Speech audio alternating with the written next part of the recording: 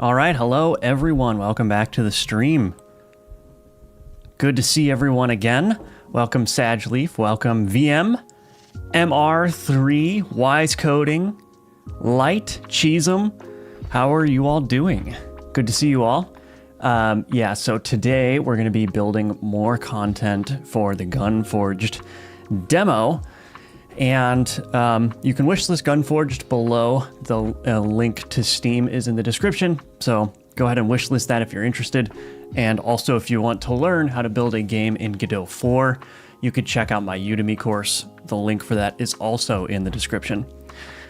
So what is Gunforged? Gunforged is a 2D roguelite shooter where you construct powerful builds in order to create waves of enemies. So this is essentially a game that is a cross between Vampire Survivors and Brotato. So you have waves of enemies that come during the wave duration. So there's a timer at the top, and you have to kill as many enemies as possible. And as you complete waves, you will be given the opportunity to upgrade your weapons and your character. So when I go to this upgrade bench, I can choose a passive, and a passive is essentially an ability that is passive. Hence the passive ability moniker, and it lasts for the duration of the run. So I'm going to choose Imaginary Friend here, which gives me a phantom gun, and if I go ahead and select that, then I will get the option to upgrade my weapons. And so these are not permanent upgrades, but you incrementally improve your weapon as you play the game. And so here you can see that there's affixes at the bottom. These affixes give your weapon special behaviors. So this sniper magazine, which is being attached to the gun, gives me this ability: bullets pierce through enemies, and also a poison stack as well. So I'm going to go ahead and throw that onto this weapon here, and you can see that now I've got my phantom gun as well. So that phantom gun will stick with me for the duration of the run, and then I can go ahead and move to the next wave. And that's essentially the game loop. And then what will happen is you'll fight a boss at the 10th wave, and then you'll move on to the next arena. So that is the gist of the game. Hello, Vidra.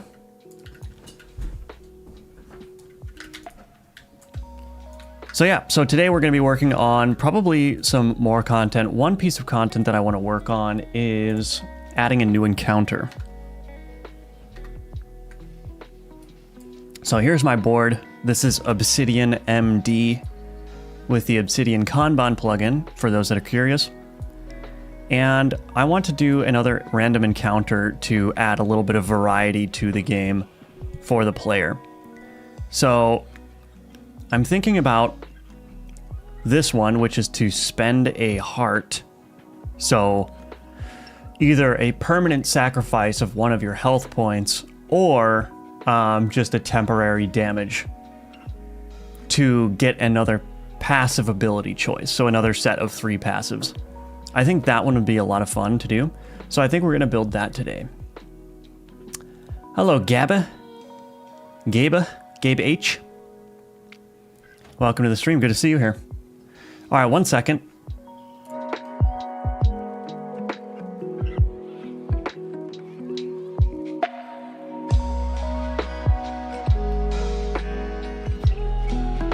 All right, let's go ahead and get this started. So I'm going to create a little to-do right here real quick. And the to-do is going to be, let's see,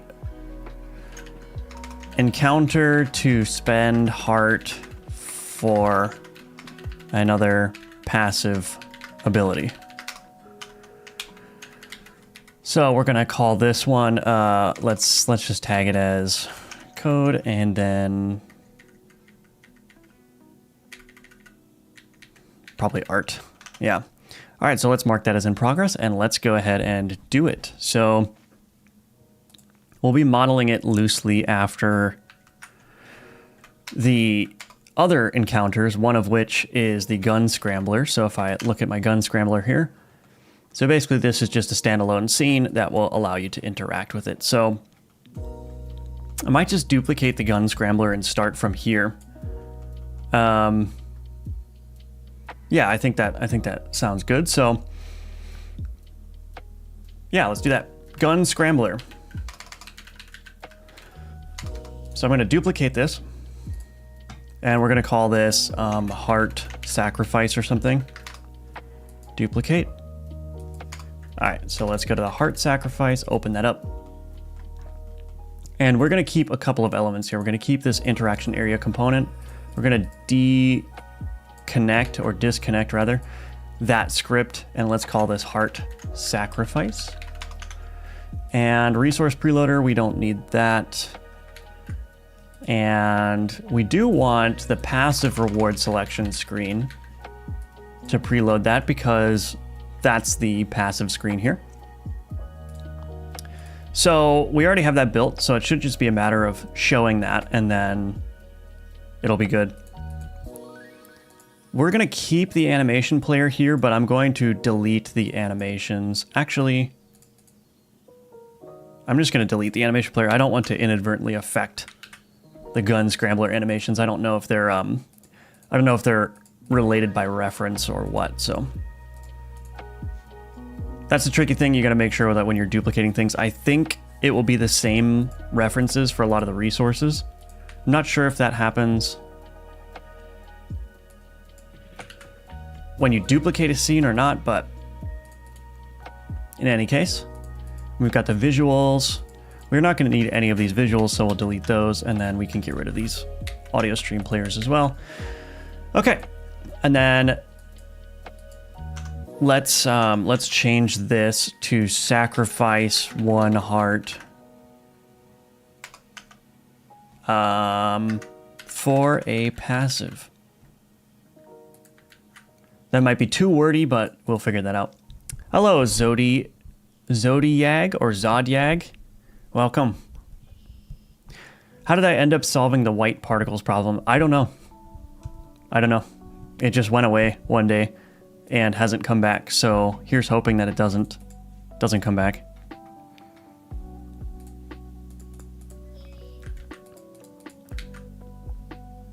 Hello, Zyjin. Welcome. All right, so let us start. So let me just put a random sprite in here somewhere. I'm just going to, let's see. Let's just use the logo. Actually, I thought I had, where's my pixel art logo? There it is. Here we go. I don't even know if this is used anywhere. Let's see. I think I can delete this. Okay, so we'll just use this as the visual for now.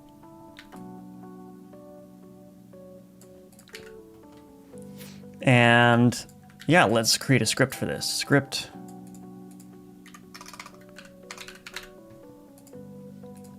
All right, and this is game.encounter and game.gameObject.encounter. Okay, so let's grab a reference to the interaction area component. Let's create a ready method.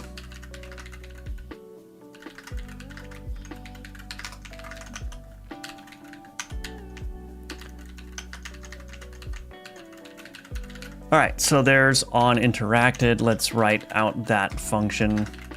So on interacted, what do we want to do? We want to take the interaction area component, toggle interaction enabled false, and then we're also going to want a resource preloader so that we can, or we already have the resource preloader, I think, right? Yeah, and that's already loading the passive selection screen. So we can, on interacted, we can disable the interaction, and then we can take the passive screen. We'll instantiate that from the resource preloader, so instance scene or null. So the reason that I use a resource preloader for this is it's just a nice way of loading a bunch of, or having a bunch of references to packed scenes. So you could do like an export up here. You could do like export private packed scene like so. But typically when I'm wanting to instance some scenes, I'll have quite a few of those. And so rather than clutter up the inspector, I just stuff them all into a resource preloader. Okay, so we're going to instance the passive reward selection screen. And then, what are we going to do? I think we just add it as a child. And then we need to connect to some signals. So what are the signals we want to connect to? Passive selected. Oh, well, there's that. That's good. So let's see how that's being used. So on passive chosen here,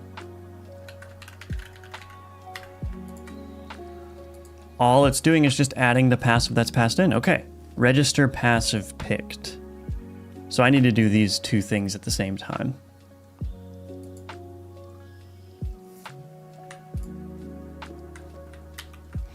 I wonder if I should make this a game event instead. Yeah, I think I'm gonna make this, I'm gonna do a little bit of reworking here. So game events, so basically what's happening is that some passives are unique, which means that they need to be removed from the pool of potential passives that you can pick.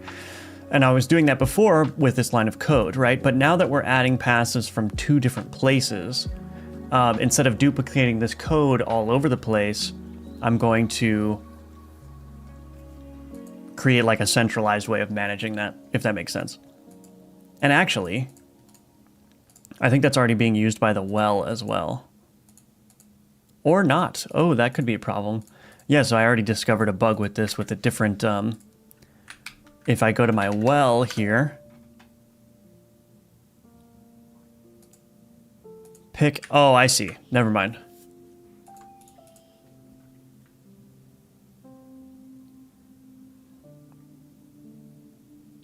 Cool. Okay, never mind then. That's not a bug. There's a different method here handling that, but that's okay. So here in the add passive, we're actually going to make it a game event. So let's go ahead and do a signal. Signal, public, delegate, void, player, passive, added, event, handler.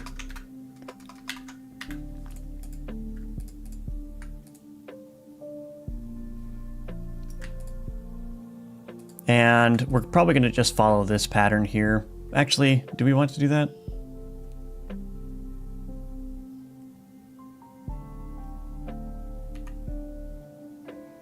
It'll be fine. So let's create a new one. Player, passive, added, event. Okay, and we're going to say this extends the base game event. And we're going to say public, player, passive, definition.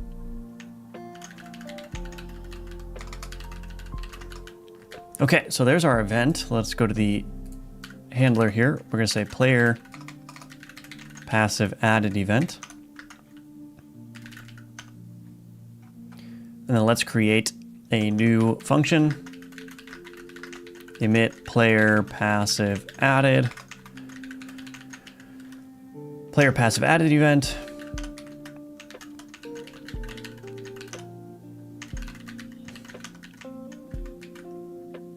I don't know why it auto-completes to something else. I want to use the signal name in this class, please. All right, player passive added event. Cool.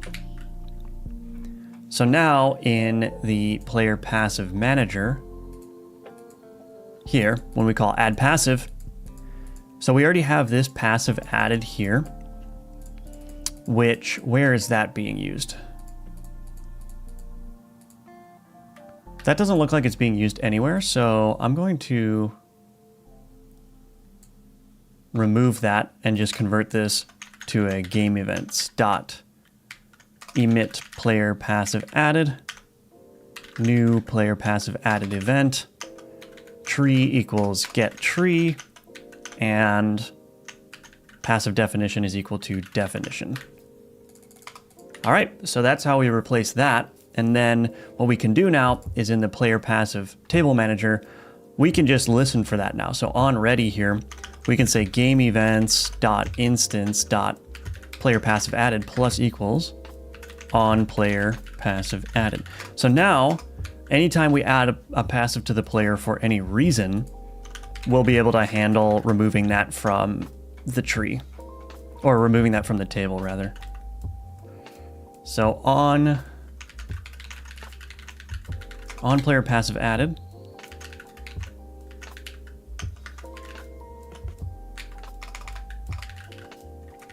okay. And so now what we can do is we can say register passive picked player passive added event dot definition. And that should be good. So now in the wave rewards manager, I can get rid of this because that will automatically be handled. And the problem now is that with my well, it might call that twice, so I don't think that's necessary anymore. So this pick and register passive, I'm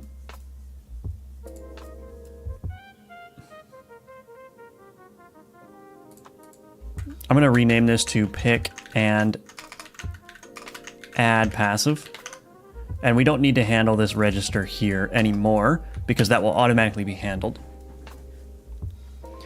Okay, and then so now with all of that in place, why did I do that? Well, now I can handle this passive selected from the new heart sacrifice encounter that we're making. So passive selected plus equals on passive selected.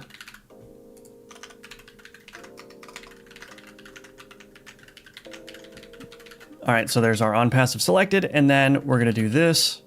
Well, first this needs to be the player passive definition. Okay, and then this dot get player passive manager dot add passive definition. Okay, very verbose, but we're getting there. Just some kind of data structure. Yeah, basically. So you were here yesterday, we were talking about how there's a definition for the gun part affixes. There's also a definition for player passives. So if I go into that base class, no, we did do exactly this yesterday. Yeah, we added a passive yesterday, so it's the same deal. There's a definition which is just a pure C# class, and then there's the actual passive, which is the actual node.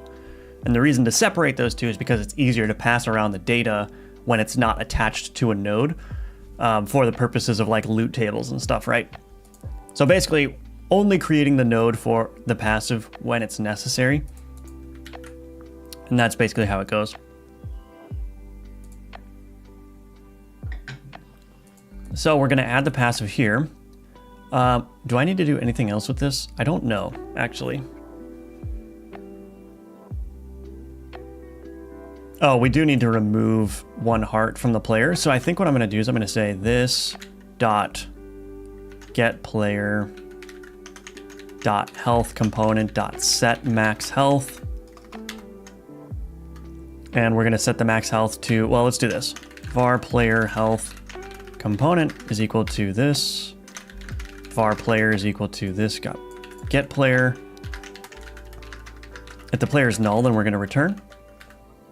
Hello, Soy Lazar. What's up? Welcome to the stream.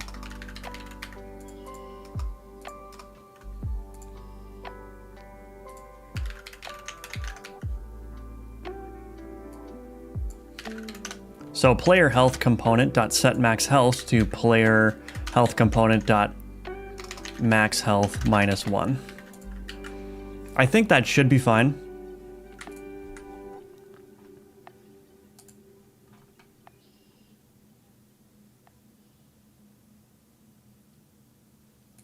If current health is greater than max health, yeah, okay. Yeah, this will work. Cool. So just setting the max health should automatically trigger everything that's going to happen. Now, the interesting thing is that when I set the current health, Has health remaining. Yeah, okay. So the interesting thing is that if you're at 1 health, it should kill you if you have only 1 health. Because what this is doing is this is not dealing damage directly, at least the way that I'm setting it up now. All it's doing is taking away 1 from your max health.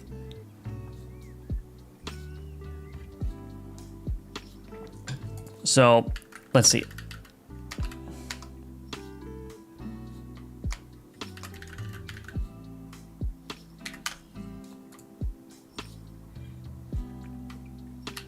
Okay. So yeah, so the health is added via passives, and so the thing that might be odd is that the passives, so if I have 3 max health passives and then I sacrifice 1, it's still going to exist on the player. So I don't know if I should handle that or if I should somehow otherwise denote why your max health is 1 less than what you're expecting. I don't know. But anyway, we can worry about that later. So that should be basically it. So let's go to the random encounter handler component. And in here, this is where all the encounters are done. So I'm going to add heart sacrifice to the enum here. And then we're going to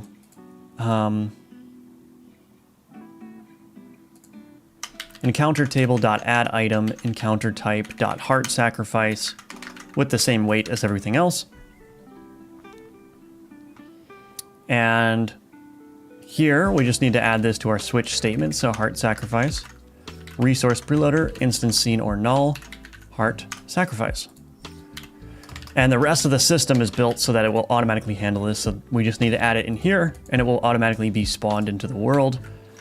I do need to go to my resource preloader here and add the heart sacrifice in here, but we should be able to test this pretty easily. So if I go to here and I bump this heart sacrifice up to like 10 million or whatever that is, we should be able to see it pop in.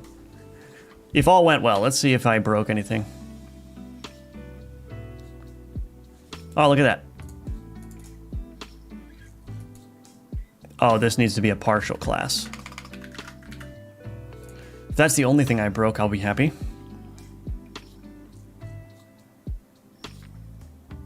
Yeah, it is more lightweight, yeah. Instancing a class is definitely faster than instancing a node. But yeah, like I have to think carefully about like being able to save data to the disk too for like when you have a save game and whatnot. And so just trying to separate the data out from the actual game objects or the nodes in the world is important. Okay, sacrifice 1 heart for a passive. Okay, so we're missing the background, but that's okay. And none of these passives are accurate. They're just lorem ipsum. Okay, so I obviously did something very wrong here. So I think I need to pick a couple of passives, right? So I need to this.get player passive table manager dot pick passives. Do I pass in a number here? Count, yeah. I want 3 passives.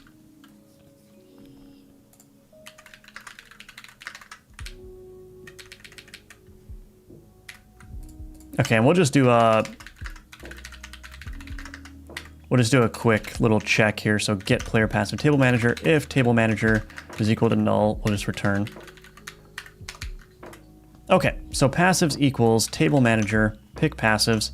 And I think what I need to do is I need to set passive screen dot set passives to passives. Okay.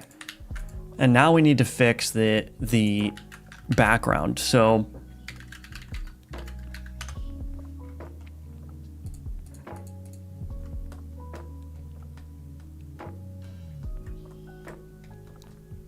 how am I going to do that? So what I need is the dimmed background component, but the problem is that during the normal wave reward selection phase, that dimmed background is shared between 2 different screens. So I need to add it specifically in this instance. So I think what I might do is I might just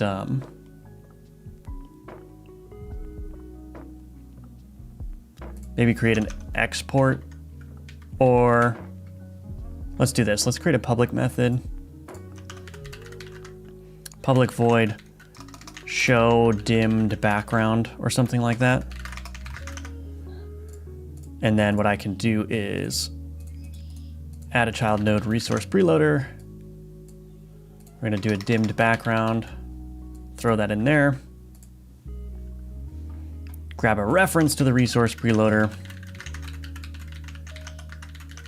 And then add child resource preloader dot instance or null dimmed background. Okay. Interesting. So now in here, I'll need to do passive screen dot show dimmed background. I don't think this is going to work the way that I want it to, but let's give it a shot. I'm also going to turn on debug mode for the dungeon, so that way I don't need to fight through a whole wave of enemies. Hello, Marcos. Welcome back. Good to see you.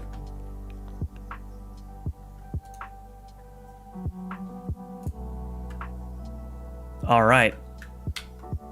Yeah, so the problem is that this is the dimmed background now is being shown over top of the passive screen. So one way we can investigate this is I can go to my remote scene tree here, and I can take a look at my entities here. Where is my heart sacrifice?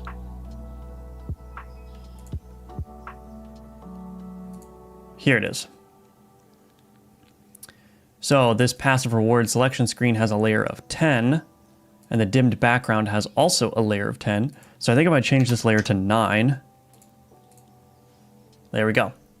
So I just need to set that layer correctly in here probably. So now I don't know how it's going to work. Well, let me just see real quick. What happens if I select a passive? Right. Okay. So I'm going to need to handle that as well, having the dimmed background fade out. So let's store a reference to this dimmed background here, and then add child dimmed background dot layer is equal to 9. And then on selected, let's listen for the selected handler. So ended event handler. Passive selected. So if I just do this, if I do passive selected plus equals, we don't need the argument there. And then what I can do is I can do dimmed background dot play out. I don't remember how to actually fade it out. Let's see. Animate out. So I'm just going to listen for when the passive is selected and then use that as my cue. So I'm listening to my own signal basically. All right, let's give that another shot. Is it better with keyboard and mouse or controller? It's better with keyboard and mouse for now. I have a lot of work to do on the controller support. I did implement some very basic controller support, but it's not good. So in all likelihood, I'm probably going to disable controller support for the demo, just because I need to spend a lot of time getting it into a good spot. All right, so let's just, oh, look at this, I can do an offset. I don't know why I would choose this though, that's kind of useless. It's actually a good point. Maybe I should exclude this from the pool, but anyway.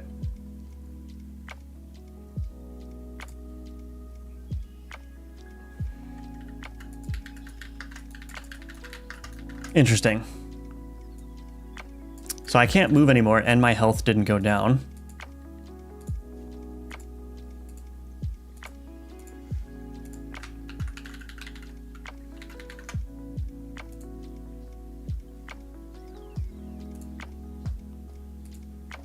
Why did that happen?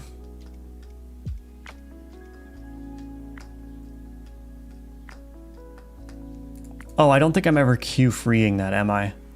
Yeah, I'm never queue freeing the passive screen. So I think what I'll do is I will... Oh no, I can do this. Passive screen dot ended plus equals on ended. And let's do this. On ended passive screen. So I'll pass in the reference here. Private void on ended passive reward selection screen, passive screen, and then we can just call passive screen.queueFree here. All right, that ought to do it. What does it want me to do here? I don't care. I don't want to do that. All right. Now let's see.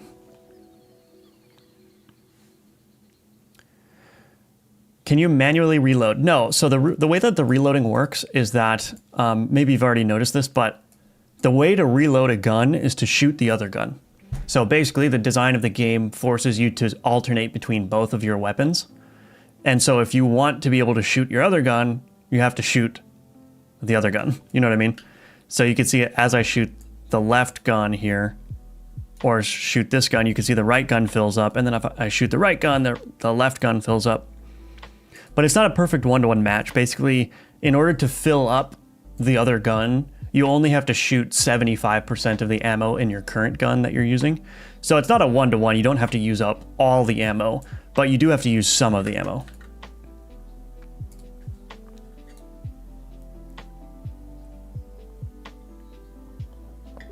Should mention that more often. Yeah, I probably should. I should also maybe add that as a tutorial element as well.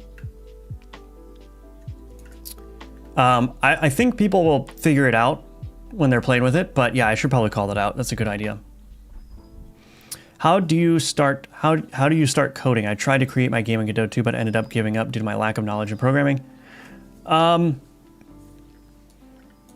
thing about programming is that it's hard to learn programming and game development at the same time because they're almost two distinct skill sets. You have to learn how to use an engine, but then you also have to learn how to do the scripting. So it's going to be a little bit more difficult than just learning programming first. But it can be done. There are plenty of beginner-oriented Godot tutorials that like take a very slow, like step-by-step process introduction to programming. GD Quest is one of those instructors that's really good for beginners. They also have a lot of intermediate and expert stuff, but they're really good at explaining concepts in a beginner-friendly way. So you can check them out, GD Quest, if you want. Otherwise, you know, you could just start with like any basic programming course, like, you know, learn how to create a console application with Node.js or something. And you can learn programming that way and then move to Godot. So that would be my suggestion. All right, let's see if this works. So I'm going to take Blood Brothers. Perfect. So let's see if I have that passive. I've got it here. Cool. And I also want to just make sure that my the change that I made to this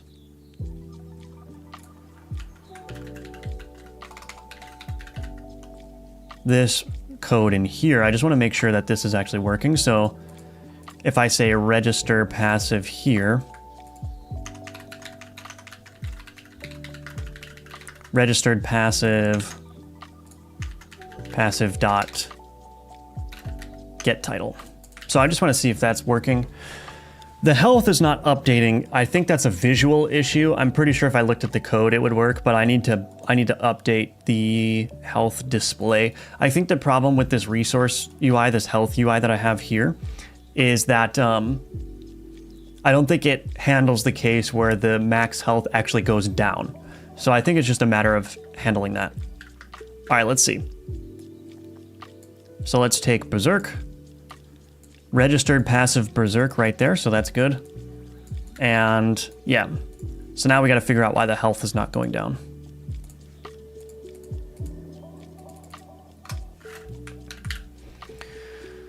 Awesome. Oh, I can make this private now. Cool. That's probably a good idea, actually.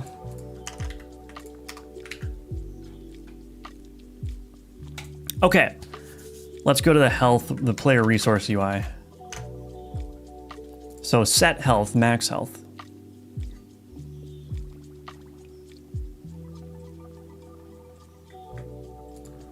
Yeah, so here, this code is expecting the health to only go up.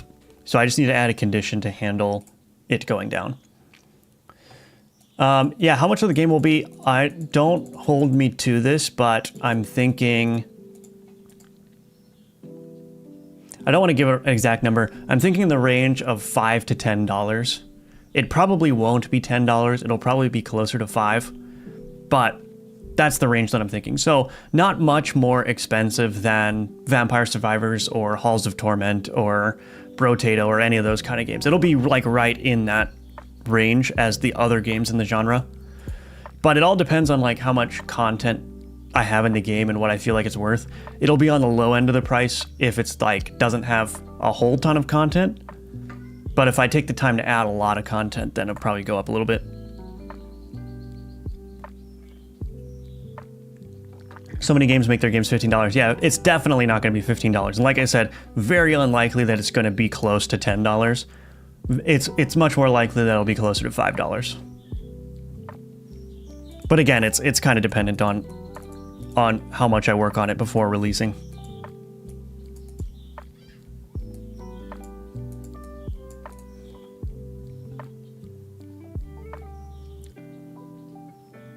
Yep, it's Godot, Sammy. Yep. Welcome to the stream, by the way. Good to see you. Also, LM Anubis. I don't know if I said hi to you, so hello. How's everyone doing? All right, let's get this working. Let me let the cat in. The cat is misbehaving, so I may have to kick him out again. But he's crying right now, so let's see if I can let him back in with no issue.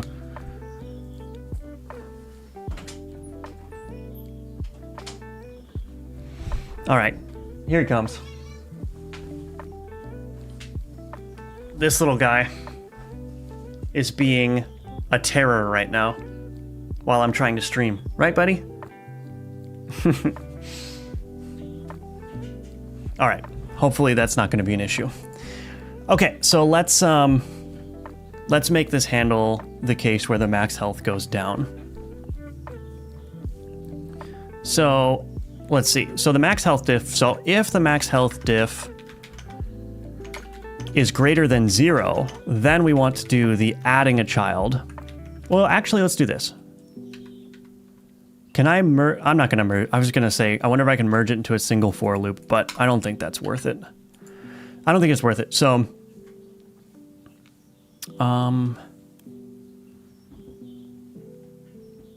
else for var I equals 0, I is less than mathf.absolute of max health diff, and then I plus plus. So we want to get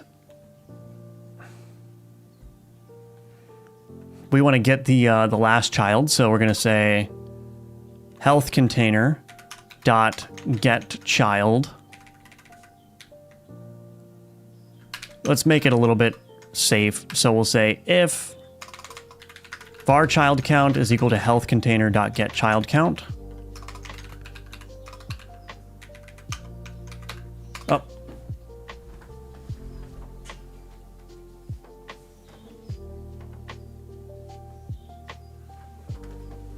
Okay, we're good. The cat has settled down. Yeah, $15 to $20 can be, it depends on what the indie game is, you know? It's like, I paid what? Like Valheim, one of the best games I've ever played, I think that's $20. I guess that's technically an indie game, so that's, I think that was worth $20. I don't know what Terraria is priced at, but I would have paid $15 for Terraria. I think this kind of indie game that I'm making, though, that's obviously very small, that's very obviously a solo dev, yeah, I think in the $15 to $20 range, like, your game has to be outstanding if you're going to be able to charge that much. But, you know, it depends on what kind of indie game it is and what kind of team is working on it and how much content there is. But I think there are a lot of solo devs that think, oh, if I price it higher, that means I'll make more money.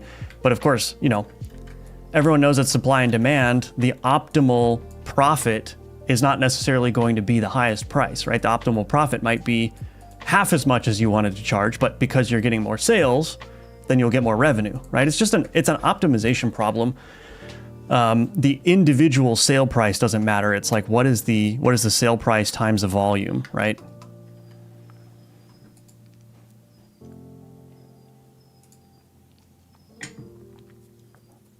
All right, so health container get child count. And then what do I want to do here? If max health diff is less than or equal to child count, I'm just putting this safety check in here. This will probably never happen, but just so we don't run into crashes in the game, we want to say health container, health container dot get child at, or just get child, I guess. Child count -1 dot. Do I want to do dot queue free? I think I might want to animate this, but let's just do that for now. Yeah, so we're going to get the last child. I should make an extension method for this to get last child. I might do that. I don't know if I should do it. Would that be interesting to do right now? Maybe. Let's see.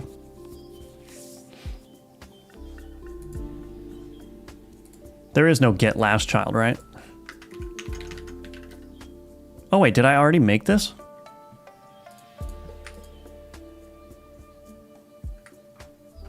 I already wrote a get last child. No way. Okay. All right, so sweet. Oh, that's even easier then. All I can do is just do this. Var last child is equal to health container dot get last child, and then I can say if last child, or no, I don't even need to do that. I can just do last child question mark queue free. There we go. Perfect. All right, let's give that a shot and see if it works.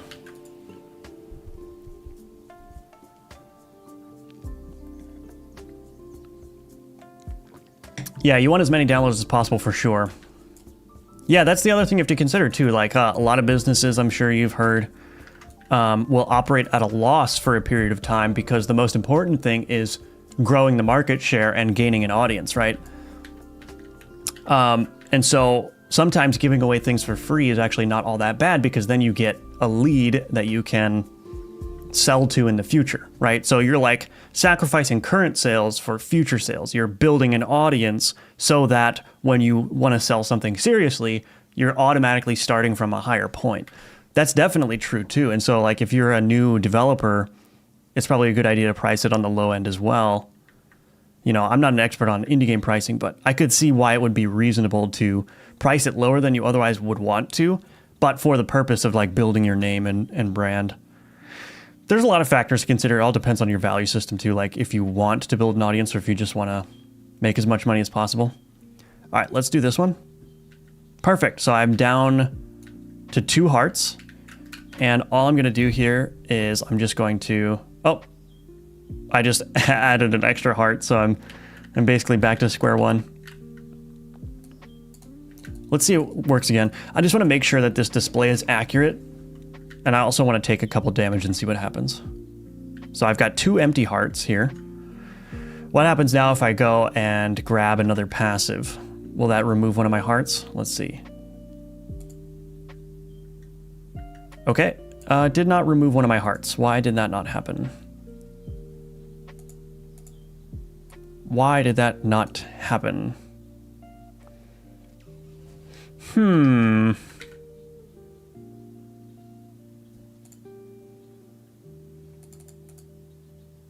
That should have removed a heart from me.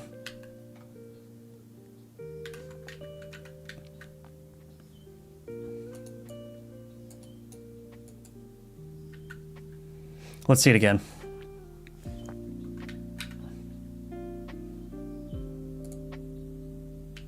Yeah, that's not doing anything anymore.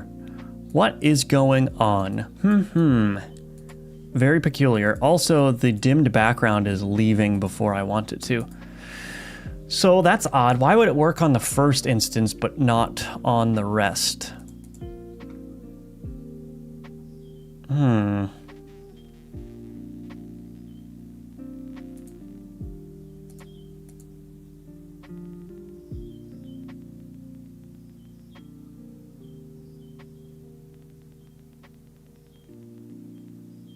Yeah, I don't know what's going on here. Let's try it again.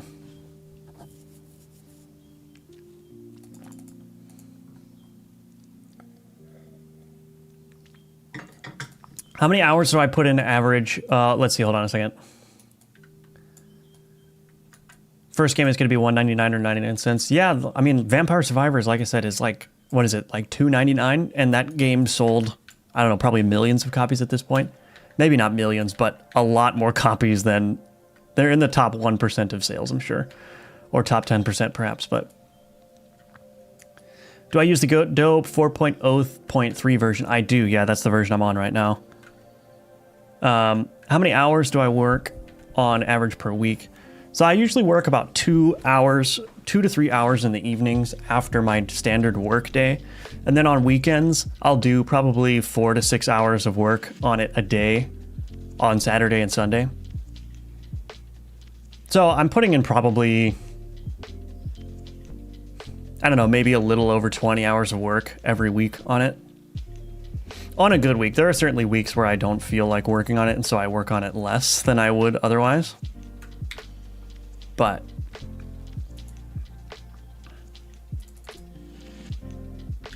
so I think maybe the problem is with me having empty health. That might be the problem. So if I have 1 empty health, it's not updating. Let's see. Yeah, so that works. So I'm going to take B the fuse, take the 10 gold. All right, I'm going to take 1 damage and then... Thank you. Oh, and of course he drops a health globe, so I healed up. Okay. Can I add -1 health?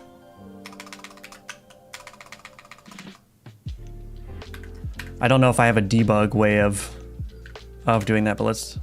Yeah, let me just restart. I think it might be the case that the UI is not updating when I have missing hearts. That might be the case. And I keep screwing it up.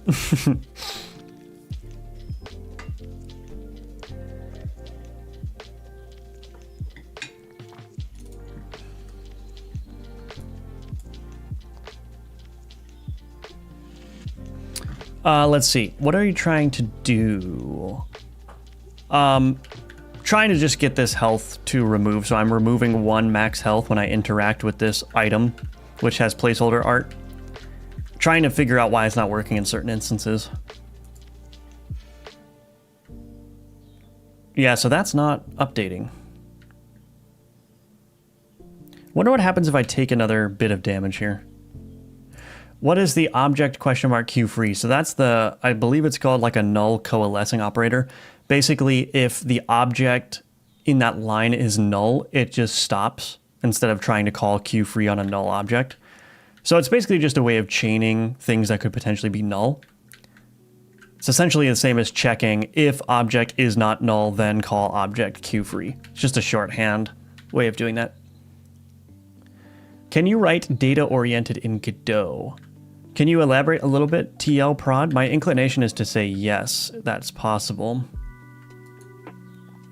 Okay, so as soon as I get hit, it updates to the proper number of health, so fix it. Hello, Drufus, welcome to the stream. No worries. All right, let's go back to the code here. Let's see what we got going on. So why isn't this working? So we call set health.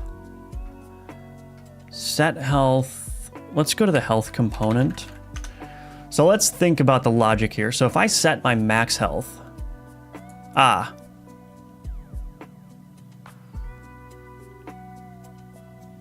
think the problem is that this is not triggering an update, a health update. So I think what I need to do is I need to, I'm just going to do something really hacky here. So because this current health property has a setter, I can just set it to itself, and that will trigger all the logic in the setter here. It'd probably be cleaner to pull this out to a different function, but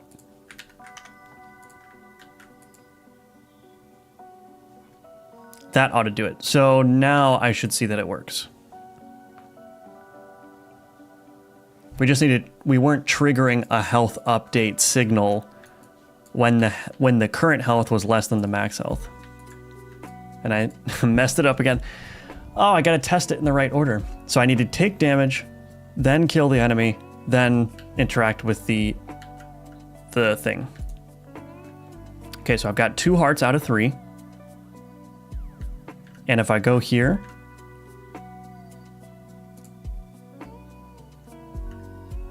cool. Now it showed a +1 health. I don't think that's right. There was like a little +1 health floating text. That's not right. But there is something that's bothering me, which is that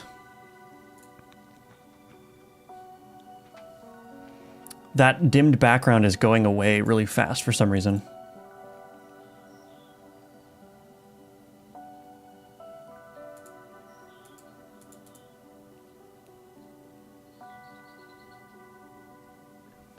Oh, I think it's because, yeah, I'm just dimming it out right here.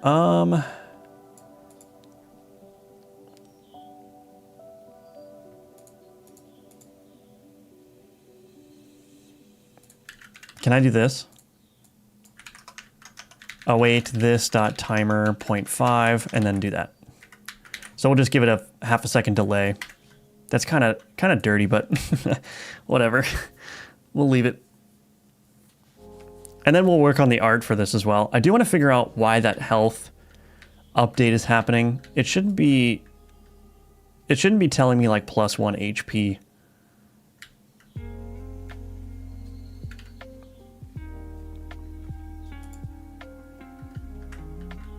I also want to see if this will kill me if I only have 1 health. It should, but I want to see if it happens. So I'm going to take some damage. I'm going to interact with it again. Oh, all right.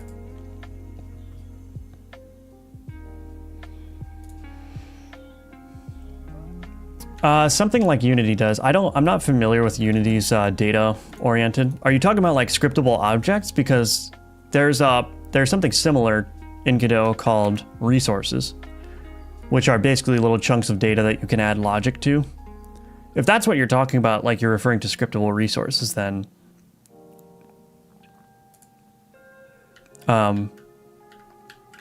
yes, Godot, or scriptable objects rather, then yeah, Godot can do that.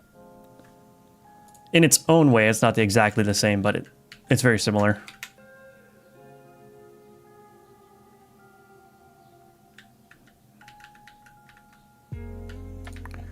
Yeah, I don't know what Unity dots is, if that's actually what you're referring to.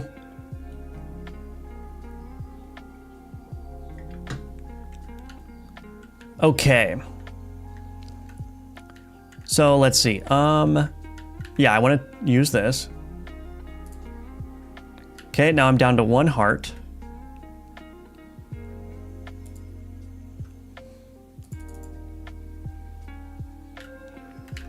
So now I'm going to see what happens if I interact with the table or the upgrade with just 1 heart.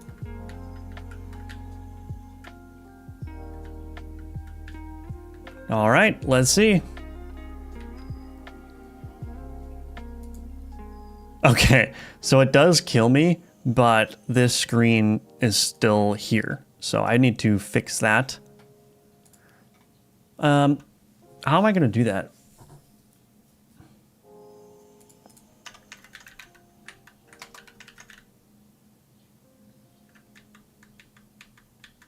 I guess that's not really, there's no reason to show that, so maybe I'll just add logic to prevent that from being picked when the player has 1 health. How should I handle that?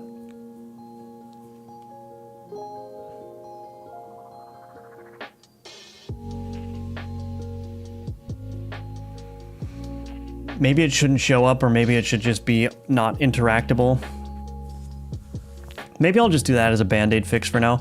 It'll feel kind of bad as a player for that to spawn when you only have 1 health, but I think that'll be a very rare case anyway. So I think it'll be fine. So what I'm going to do is I'm going to do this. Var player health component is equal to this dot get player dot get or health component if player health component dot max health is equal to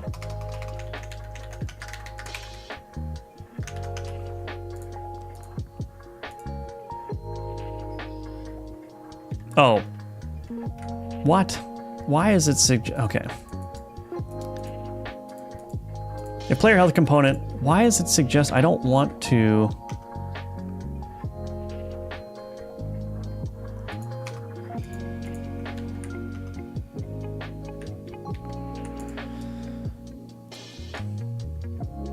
I don't know what this is doing. Okay, so let's do this. If mathf dot is equal approx player health component dot max health or 1 1.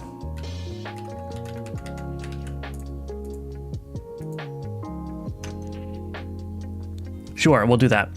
Floating text manager dot spawn text float, new text float spawn args, and then what do I need?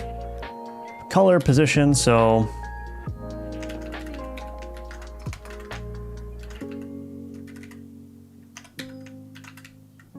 error color, we'll use the error color. What are the other arguments? Position, spawn radius.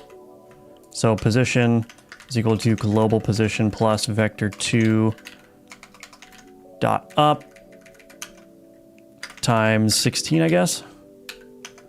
Text is not enough health. And duration, we don't care about duration. So that ought to do it, and then I can return out of here. So we'll just display a little message when the player tries to interact. Okay, and then just to check it out, let's go to the player and turn down the health in the health component. So I'm going to change the max health to 1. And let's see how it works. So I've got one little heart above my head.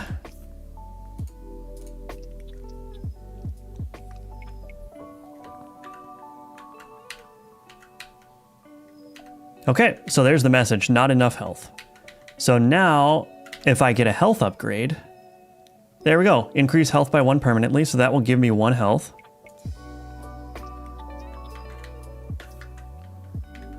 And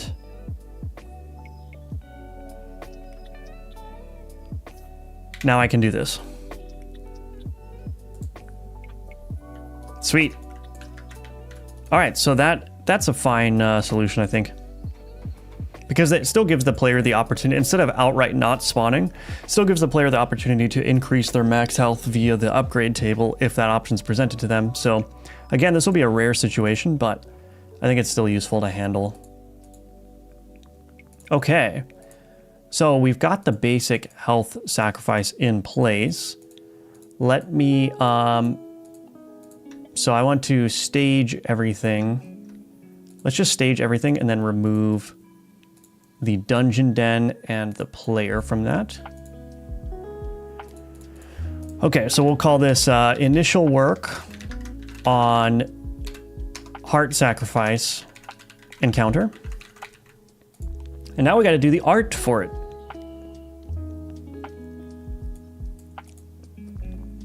Yeah, do I really want to allow people to commit Sudoku? I do not. Yeah, I'm not going to do that. All right, Catch Tarth, thanks for joining. And you're welcome. Yeah, I'm glad that you're enjoying the Udemy course. So yeah, thanks for hanging out for a bit and for leaving that comment.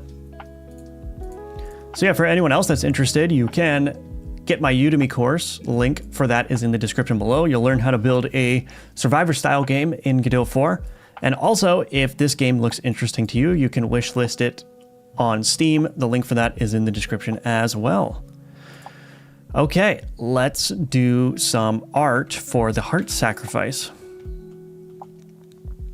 So I think what I want to do is make it like a... I'm kind of thinking like some kind of demonic looking spire thing. So if I do this and then I just kind of fill this in.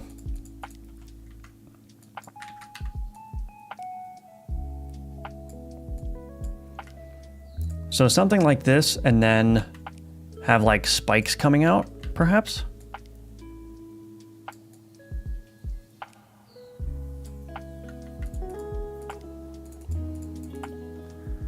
Like so. Ooh, we could really lean into the spiky aspect here.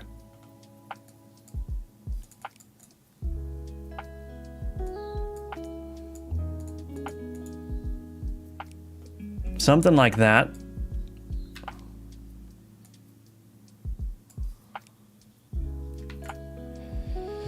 And then I'm thinking like have a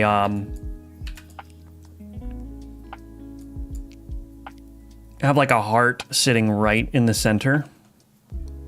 I don't know if I like this.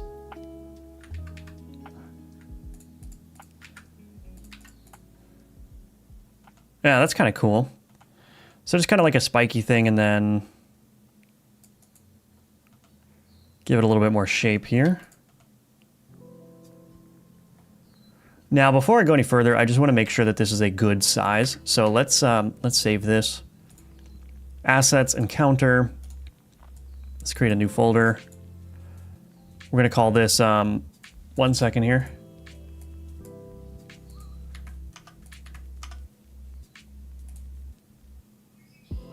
Let's call this heart sacrifice.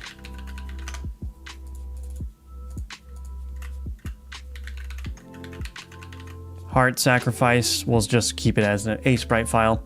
And then I will export it. Output file, boom, okay. So now instead of using, whoa.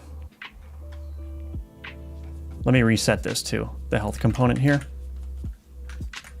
Okay, so now instead of using that logo, let's change this to be the heart sacrifice image. And then in order to see what that looks like, I'm gonna go to the dungeon arena.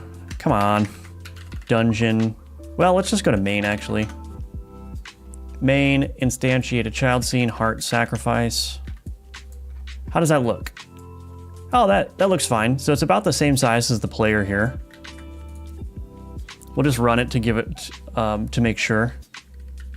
Yeah, that's perfect. So look at that size. So it's about as tall as the player, and then there's going to be a big heart in the center.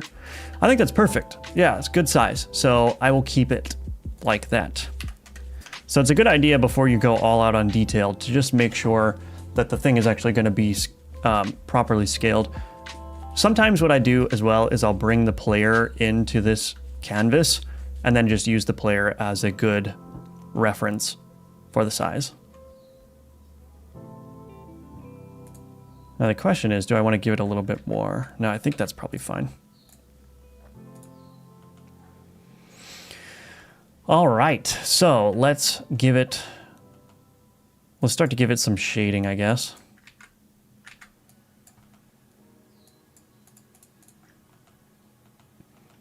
So shade around where these pieces connect.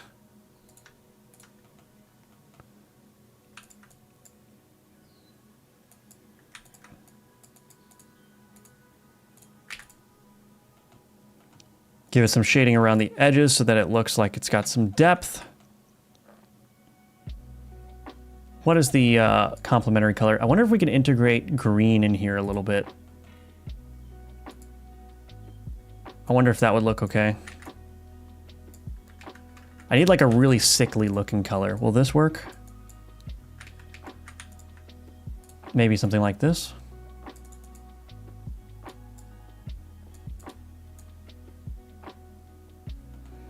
I could try something like that.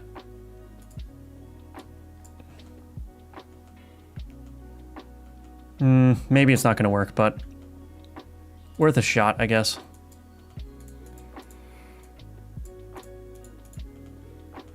I should probably put the the symmetry back on. So it looks kind of awkward, and one of the reasons for that is that the art really starts to pop if you add an outline to it, or if I add an outline to it. So if I do this, like so, see now the highlights look a lot better because they're adjacent to a very dark, well, they're adjacent to black. And then what you can do is a little trick for pixel art. I learned this. I forgot who I learned this from, but if you want to make something look spiky, instead of having your outline like this, you can make the outline adjacent and give it a point. And now it looks much spikier than it otherwise would, because if you don't put that pixel there, it actually looks rounded instead of spiky. So you can put the pixel there, and there you go, spikes. I think it's pretty neat. This back one, since it's on the back, I think just needs to be darker generally, so we're gonna do that. Okay, perfect. We'll probably want to put a little bit of shading up here. Again, gonna have to work on this color a little bit, I think. But I think overall, it's looking pretty decent, actually.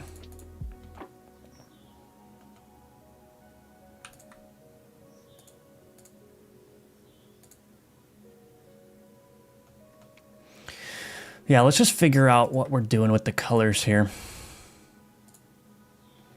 So the nice thing is I can just kind of like cycle through some colors. Oh, that's a cool one. That green, maybe a little bit lighter. Or perhaps a red or something. Saw the trailer for Gunforged. Any publishers contact you? Not yet, Code Red, not yet.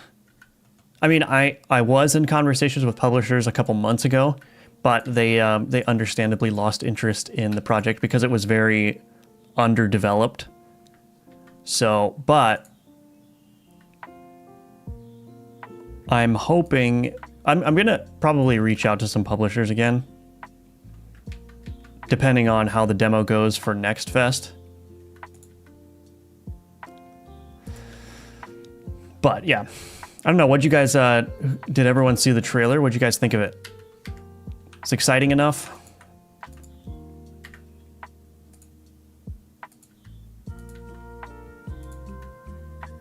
Oh, that's a cool color. Yeah, I like that.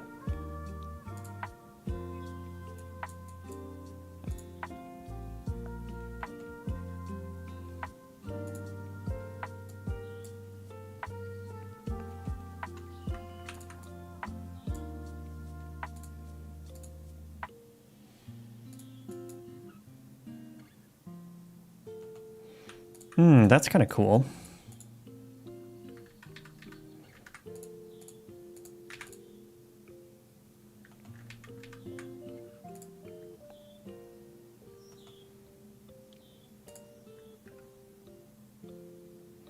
I kind of like that. This makes it look like there's a little place where the heart is going to be, you know?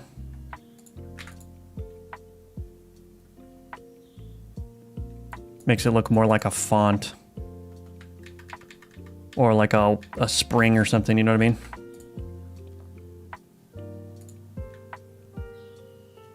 Okay, I think that's looking pretty decent. Maybe this, I don't know, this kind of looks a little bit awkward, I suppose.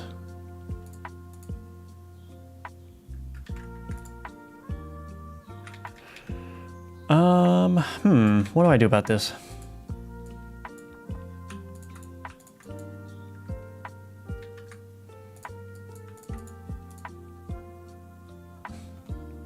That looks decent.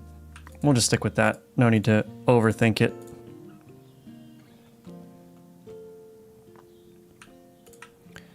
Now I'm wondering if this should be like that and then tapered off.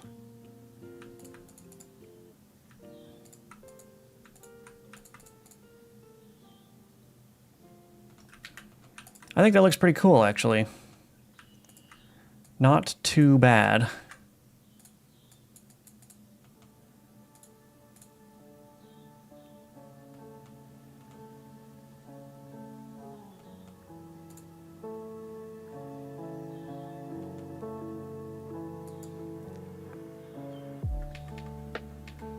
Don't want to overdo it. I think probably right there is fine. Oh, I need to add spikes there. There we go. Okay, so this is the base. Let's do a heart now. And now you're gonna get to watch me struggle with creating a heart.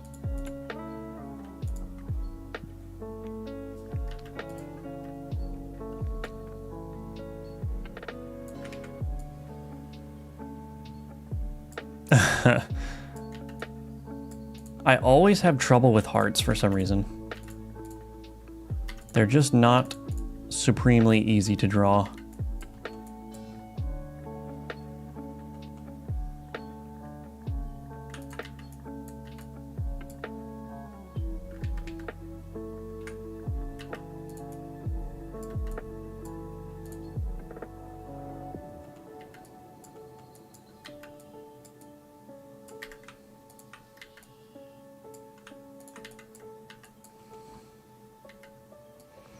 Just looks weird. The flat sides look weird.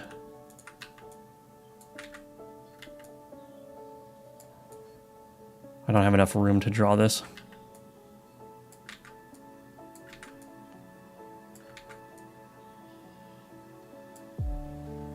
Does that look better? I don't think so.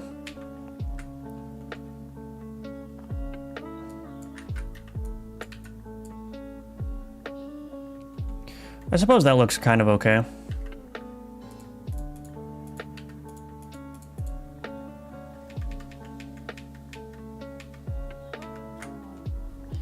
I mean, that might be okay. I don't know.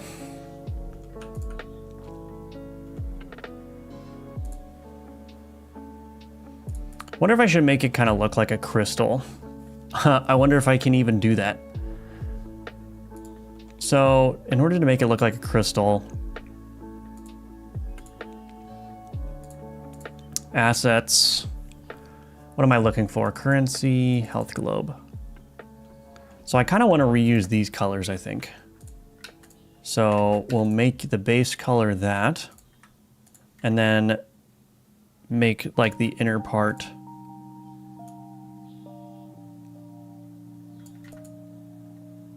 darker. Whoops.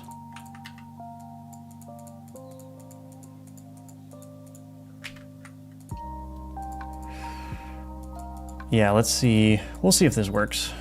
It might not, but...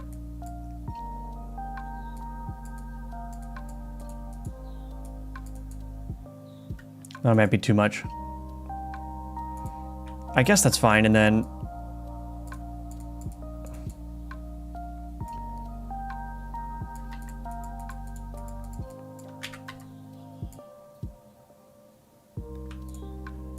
yeah, I don't really know what I'm doing.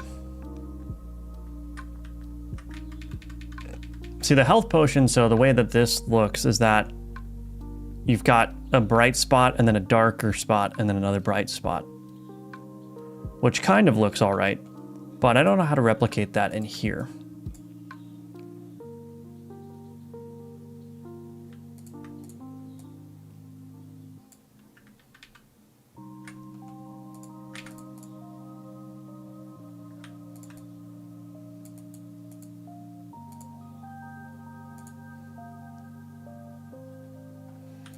I don't know.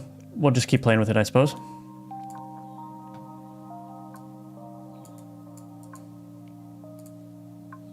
And perhaps we can use the darker red.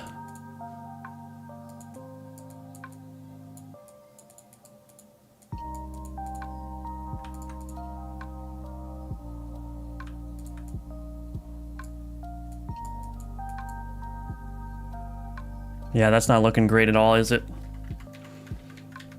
All right, well,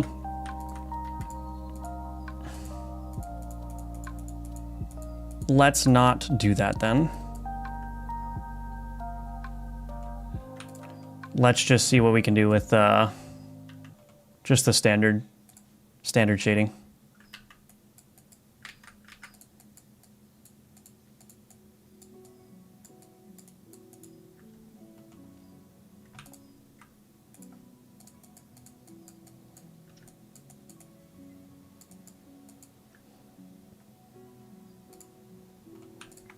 Just like so.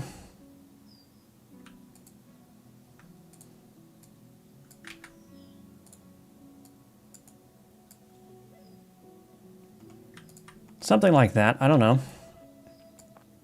Can make it kind of look like glass, I think, by giving it an outline here.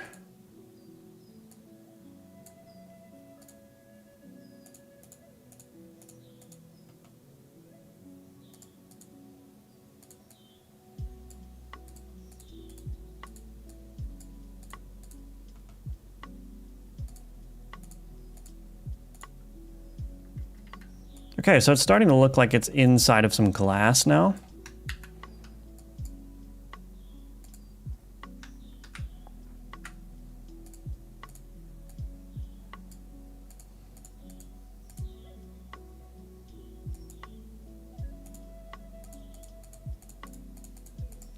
I don't want it to outline. Well, I guess that's all right. Background color. Yeah, whatever. I guess I'll just have to erase these in here.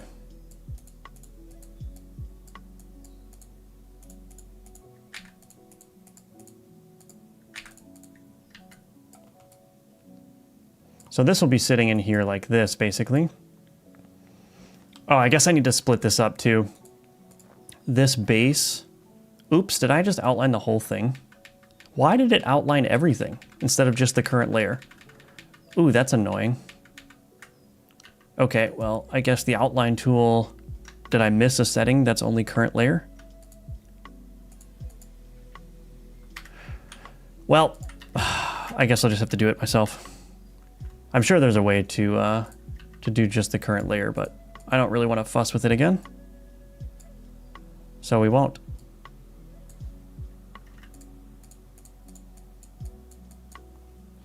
Should make it look like glass filled with blood. Yeah, that's kind of what I want to do, but I'm limited by my ability to do that.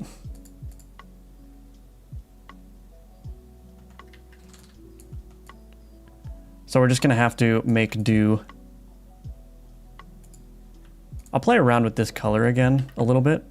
See if I can, oops. What is going on? Did I?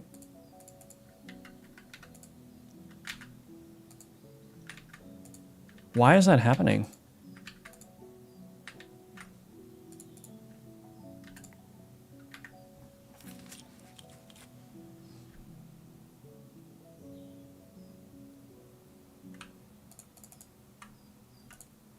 I don't, oh, is it, what?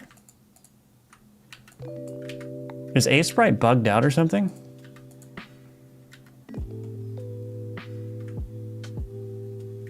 Okay, I don't know why that's happening. I select this with the magic wand tool, this red, and it selects everything. That's very strange. That's so strange. Why is it doing that?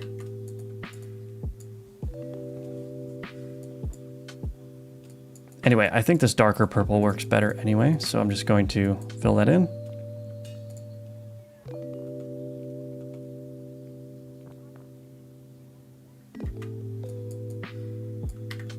I think this probably needs to be more rounded.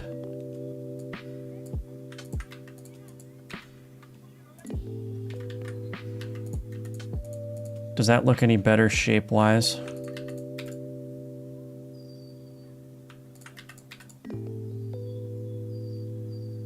Yeah, I think that looks better. So yeah, I'm just gonna modify this real quick.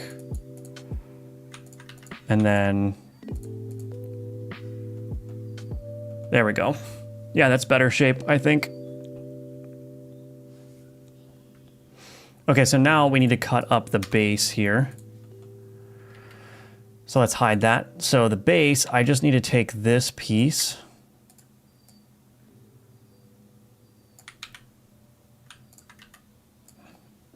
And create a new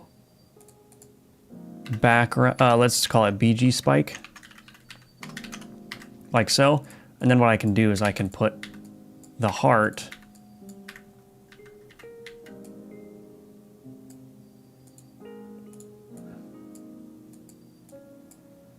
in the proper place. So now it's got some depth, right?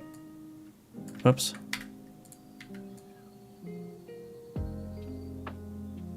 So now there's a spike in the background, but the heart can just sort of hover like this. All right, I think that looks fine for now. Probably could do some more detail in here, but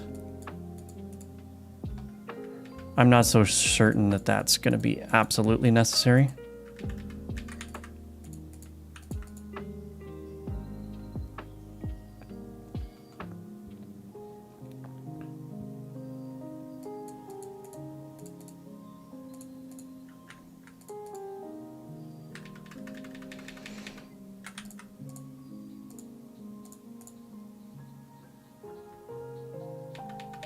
Kind of interesting if I break it up a little bit here.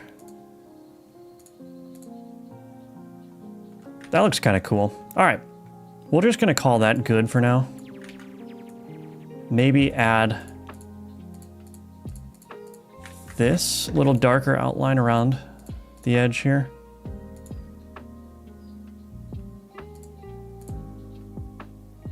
No, okay. Okay, we're not gonna mess with that. Okay, let's just keep it like this. Oops.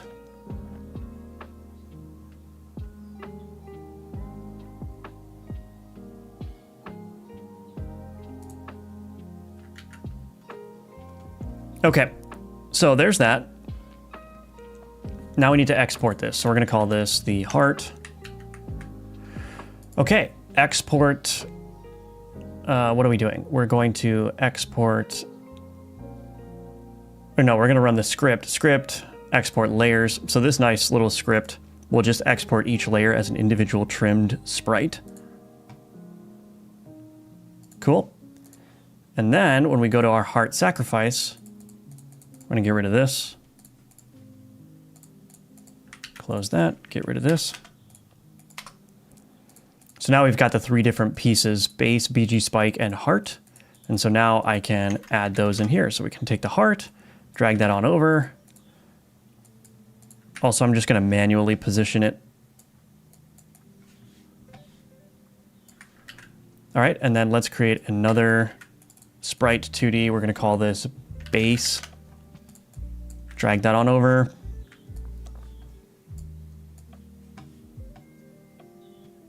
Oh, you know what? I did this wrong. I'm not doing outlines underneath things that touch the floor, just as a stylistic thing, because then it looks like it's sitting on the floor and there's no space, there's no separation between the two things. It just tends to look better, I think. So let's do this. Export layers again.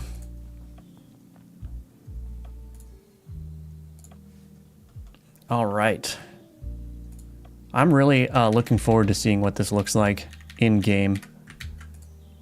I really like how this turned out. It's not perfect, but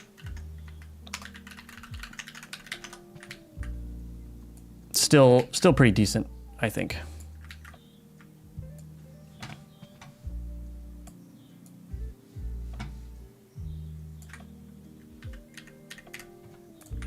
Okay, so now we've got all the pieces reassembled, and I just need to put the heart in the correct spot.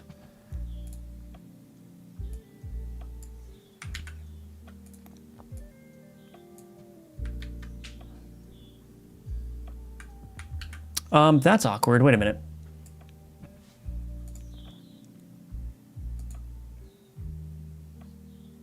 Do I want there to be an outline right here? I don't think so.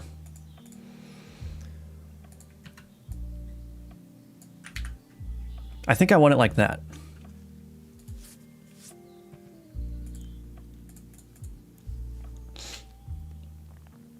Yeah, it'll be animated exactly, Matt. Yeah, I'm probably gonna add animation and also particles dripping from the heart to give it a little bit more life.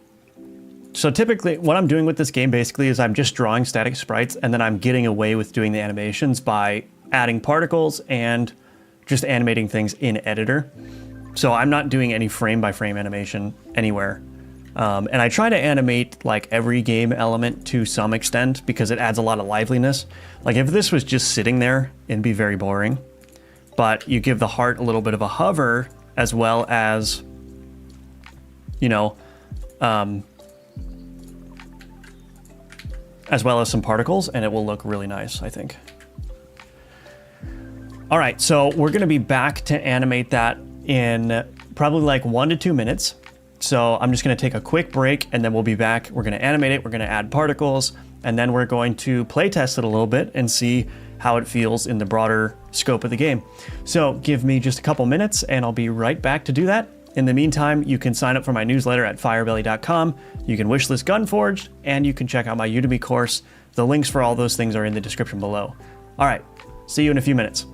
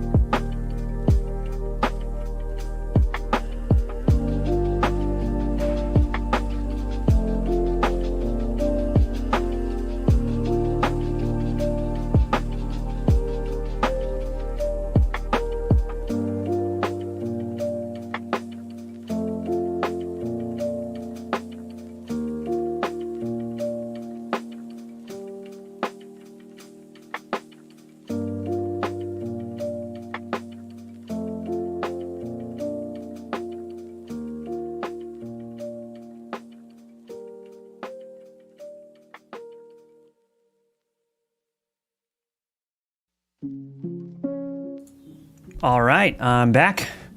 Let's get to animating this heart sacrifice.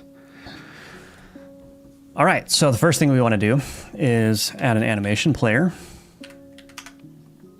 And I just like to call my default animations default, turn on autoplay, and we're just going to do something very basic. We're going to take the heart, we're going to animate the position,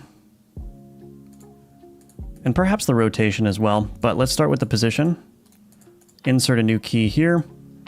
Let's do -40, and then we'll have this loop and turn it to cubic interpolation. All right, so let's see. So very basic. I might increase the animation length and also increase the height that it goes to. Perfect. All right, and then let's see. I'm worried about adding a little bit of rotation because I don't think it's going to look good in game, but it doesn't hurt to try. So to start the rotation here, let's change the snap to 0.05 seconds and zoom in a little bit. So right around 0.75 there. I'm going to add another keyframe, and then 1.25 another keyframe here, and then I'm just getting my keyframes set up here, and then I'll edit them. Okay, so let's do -5 right there and +5 right there. So it's going to do a little bit of a wiggle at the top and then come back down.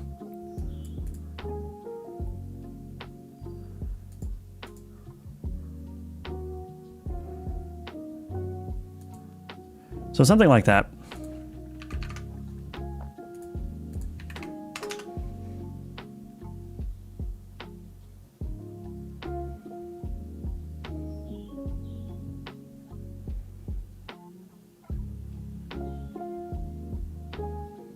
Could make it even a little bit more pronounced of a wiggle. -10, 10, -5, 5.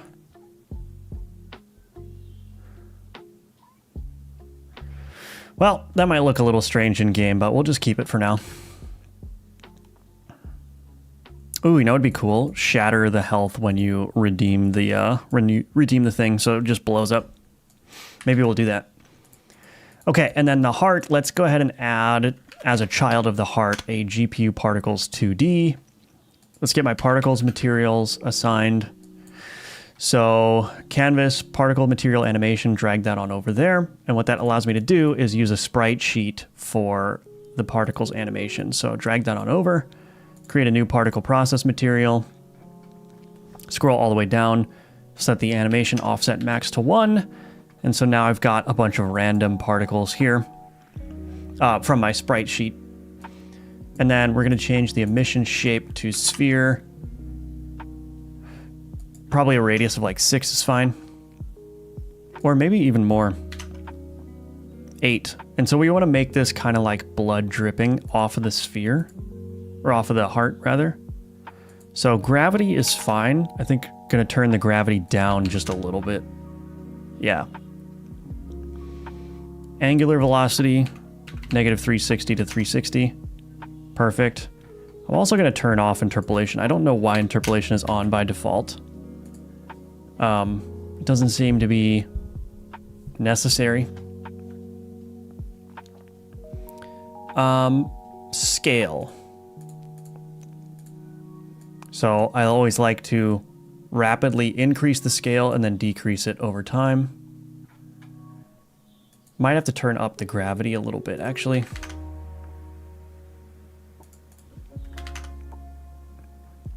Okay, we want to show this behind the parent as well. So, show behind parent. There we go. Perfect. So we're showing it behind the parent. And we need to change the color, obviously. So let's, I think I can just use the blood ramp here. Ramp, gradient blood initial ramp. Yeah, so we're gonna set the initial ramp, drag that on over. What type is this? Oh, it's just a gradient, okay.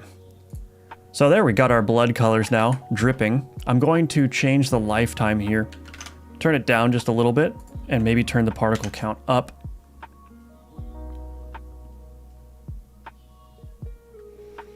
Cool, so now when the animation is playing... Awesome.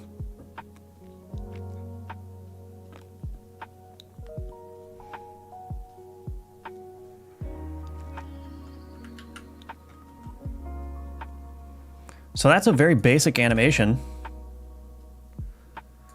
Let's see what it looks like in game. Oh, I should also edit the collision shape here as well. So I think what I'll do is I'll just, oops, grab this and just make this collision shape a little bit wider here.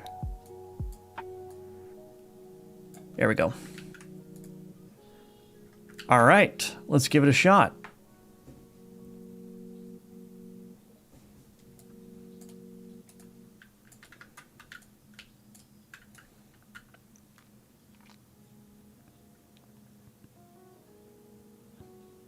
Cool, look at that. So now it's animating. Sacrifice 1 heart for a passive. Take the imaginary friend, and boom, lost the health. We could make it explode as well.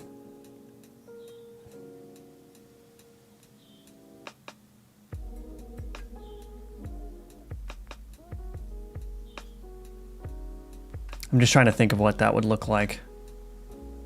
Yeah, let's make it explode. Why not? It shouldn't take too much effort here. So I'm going to need another GPU particles 2D, so I'm just going to copy that. But I'm also going to make the sub resources unique. Yes. Okay. So we're going to call this explosion particles. And let's duplicate this again. Make all those sub resources unique again. Okay.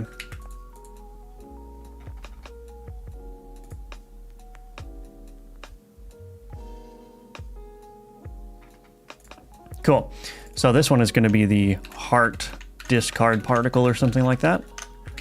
And this heart discard particle actually will need to be around the same position. Oh, that's fine right there, yeah.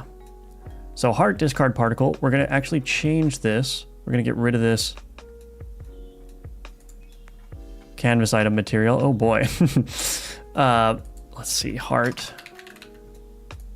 Drag that in there. Obviously, this is not correct. So what we're going to do is we're going to get rid of this color initial ramp.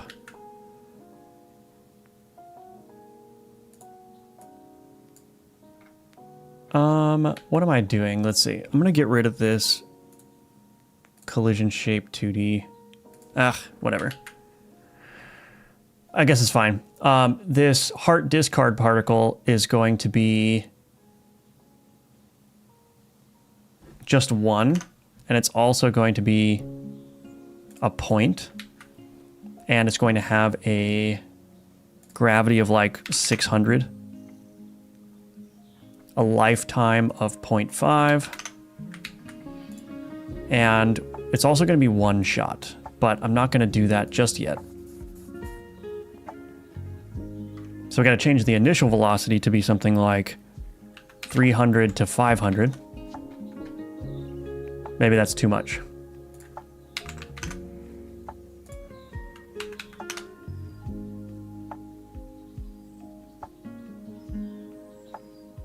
Might not be too much. Probably just need to turn the gravity up, but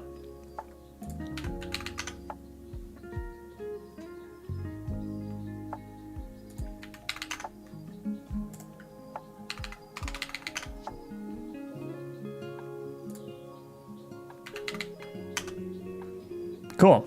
All right, and then we're gonna drastically increase the angular velocity. So something like that, and then we're gonna do a bunch of blood particle, like explosion particles, I think. So that's what that's gonna look like, roughly speaking. And then the explosion particles, this is gonna be something more like 25 particles. And we need to make it, probably keep it as a sphere, that's fine. Spread probably 180 with a direction of -1. Initial velocity, anywhere from 0 to 300. Gravity. Okay, And then we're going to turn on, or turn up the explosiveness rather. And turn down the lifetime. Cool. And then probably up the scale just a little bit. So scale max. Maybe 25 is too many particles. Cool. And I also don't think that having a 0 initial velocity is good. And maybe not having a huge spread either is good. There we go. So both of these need to be one shot. I know you can't really see it with this interaction area component. I don't know why that's happening. Oh, because I need to change these to not show behind parent. There we go. So both of these now need to be one shot. What is this? Oh, I see. Let's just remove this. Okay, perfect. It was complaining about me using an animation setting when I didn't have the proper material. So now both of these can be set to one shot. And what I'm gonna do is I'll just do this in code. So I'll do a node private GPU particles 2D explosion particles, node private GPU particles 2D heart discard particles. And so on ended, what we're going to do is we're going to explosion particles dot emitting equal to true, emitting, thank you, to true, and then heart discard particles, emitting true. Okay, so those are not going to be emitting by default. We also need to hide this heart here. So let's mark that as unique name. Node private sprite 2D heart dot visible equals false. All right, let's see how that looks. Should allow it to be used many times. That's an interesting idea. Yeah, I suppose that could work. Yeah, maybe I will change it after I already did all this work to make it explode. But here, let's see. So combustion. Ooh, that's cool. Look at that. I don't know if you saw that, but let's do it again. Yeah, I'm kind of torn. Like, should events be usable multiple times? One of the inspirations for me is Tiny Rogues, and in that game, there are some events you can interact with multiple times, but for the most part, you interact once and that's it. So sacrifice 1 heart for a passive. That's cool, yeah. So I'm gonna off stream. I'll add some sound effects to that as well, like glass breaking effects and whatnot. But yeah, let me make a note of that actually. So encounter to spend heart for another passive ability. Add SFX. Cool. All right. So now I should have 2 passive abilities here. Yep. That's so cool. I like this one. This one might be one of my favorite events or encounters so far in the game. All right, so now let's do this. Random encounter handler component. I want to turn down this chance here. All right, let's go ahead and stage everything that needs to, or commit everything that needs to be committed. I think everything here is good, so we'll go ahead and do that, except for the dungeon den. Let's unstage that. Okay. Add heart sacrifice art. Commit and push. All right, and then what I'm going to do is I'm going to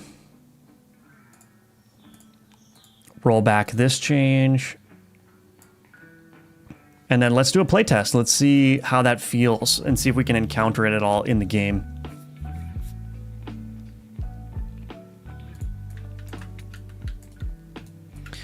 And we'll also just generally do a play test and make sure everything's feeling okay, that I didn't break anything. So I also started working, see this guy right here that has the purple particles? I also started working on making an elite enemy system, so enemies have a chance to spawn being more difficult. And the idea is that they'll have more health, and they'll also have additional abilities that they spawn. And so it just adds a little bit of difficulty, I guess, to the standard gameplay. And then, of course, they will drop more rewards. Like I'm thinking about making elite enemies guaranteed drop a health globe and some gold and all that stuff. All right, so let's go with, let's take zap so we can zap enemies. Let's take the sniper barrel, that sounds good. And then let's scramble a gun. Let's scramble my shotgun. All right, what did I get? Let's see. Bleed and fire stacks. Nice, okay.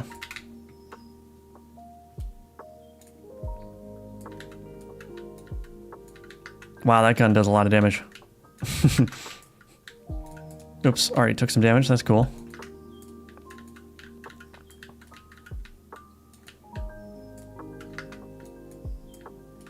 Wait, does this gun add oil? Oh, it does. Okay. Oil stacks slow enemies, so... And also add like a little black trail.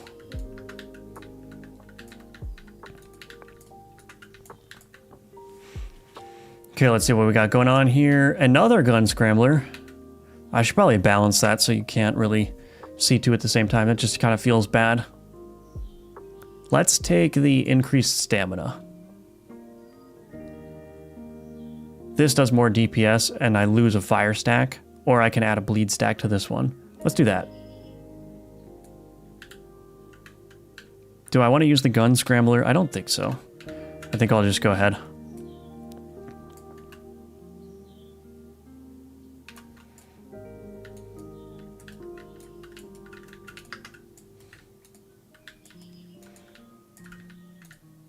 Oh, there's an elite worm. Yeah, the elite system, I'm really eager to develop that a little bit more. It might make it into the demo, but maybe not. That looks great. Thank you, Toothless. Appreciate it. Oh, goodness.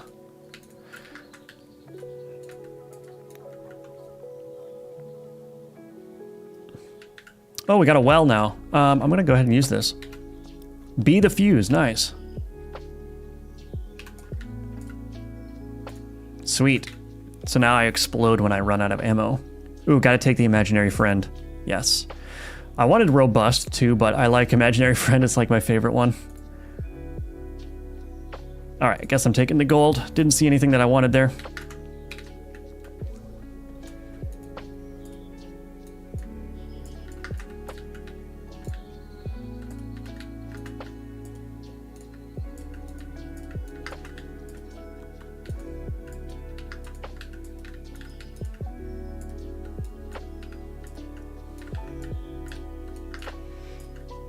So yeah, I think I need to tweak the difficulty a little bit more. I think maybe the rats are shooting far too often. I keep taking quite a bit of damage from them. I don't necessarily want to turn down the number of enemies because it's really fun to have lots of enemies to kill. So I think what I'll do is I'll just turn down their attack rate a little bit, which will have the effect of making it a little bit easier. Another gun scrambler. Come on, I want the heart sacrifice. Actually, maybe I don't because I only have 3 HP right now. Yeah, let's do Blood Brothers. Summon a blood golem when a bleeding enemy dies, and I have two weapons that inflict bleed, so I definitely want that one. Do I want any of these? Nah, I don't want any of those. All right.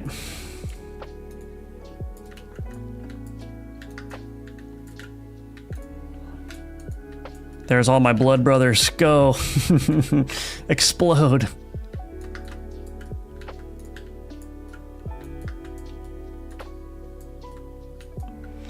I need to lean into the goofiness of this game a little bit more.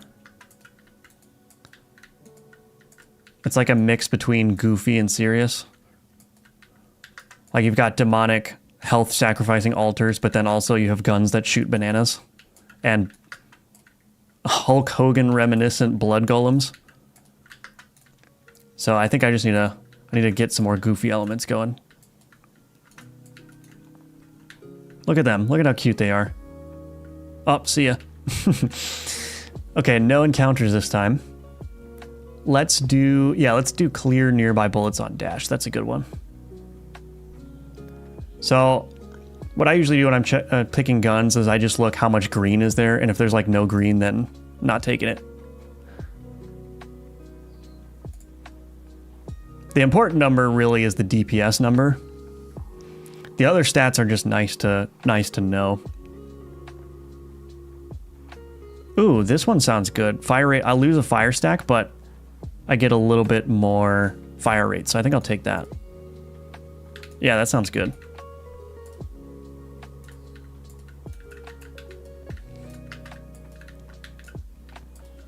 Oof.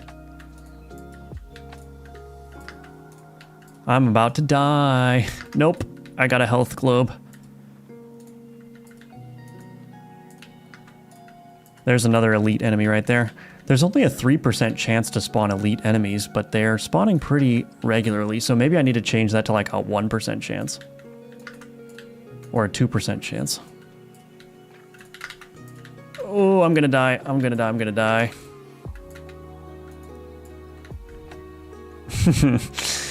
I died.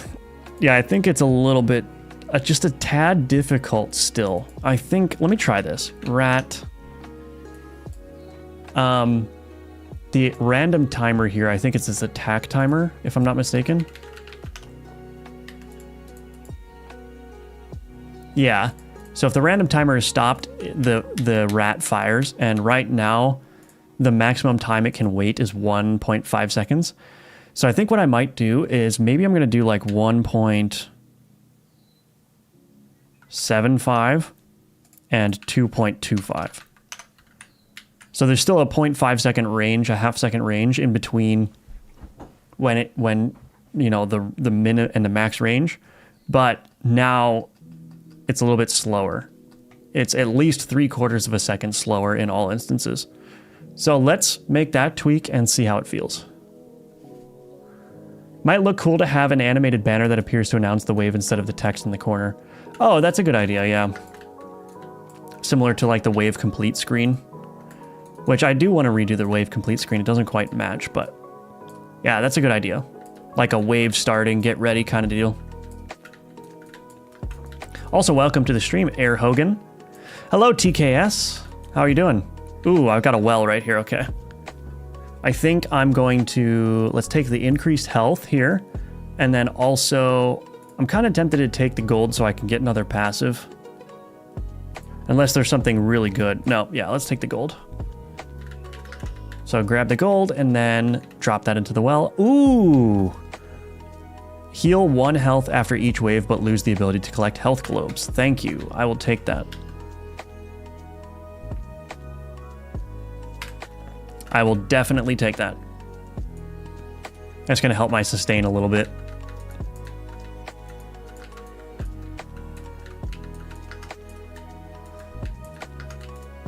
Okay, I think I'm liking this firing pace a little bit more. It feels a little bit more manageable with a bunch of rats on screen. I don't want to make the demo too difficult either. Number one, because this is the first arena out of, I don't know, I have this idea in my head that I want to make at least 5 arenas that constitute the entire run. So the first arena shouldn't even be that difficult anyway. But especially not for the demo.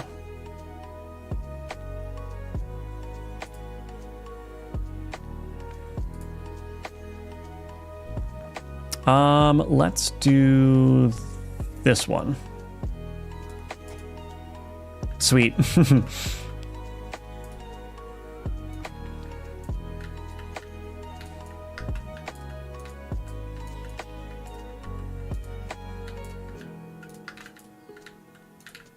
Oof. Yeah, you don't want to get right up on the rats because they will shoot you at point blank range.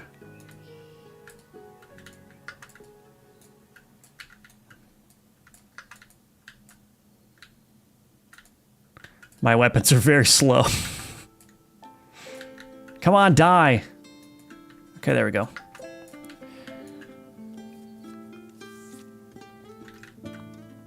Oh, another well. Don't mind if I do.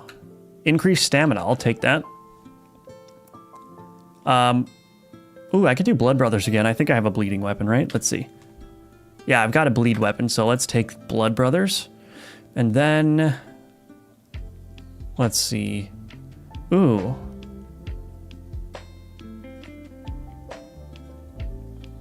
Yeah, let's take that. I think it's a good idea. Come on.